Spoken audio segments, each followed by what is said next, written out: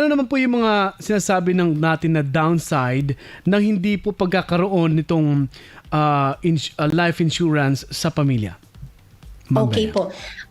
Actually sir, ang life insurance, pinaka-urgent po ito na kukuhain nung mga breadwinners, no?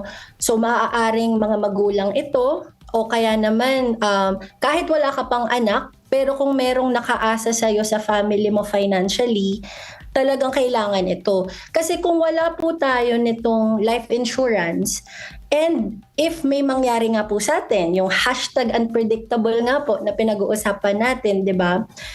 Ang tanong kasi dyan, saan nakukuha ng panggasto sa araw-araw yung mga maiiwan mo na family members? 'Di ba? Kasi ikaw yung breadwinner eh. So sa'yo nang gagaling yung pera, sa'yo nang gagaling yung income. Paano na kung nawala po yung kumikita? 'Di ba? So kung meron pong life insurance yung breadwinner ng pamilya, kung may mangyari man po sa kanya, hindi po maghihirap financially yung mga maiiwan.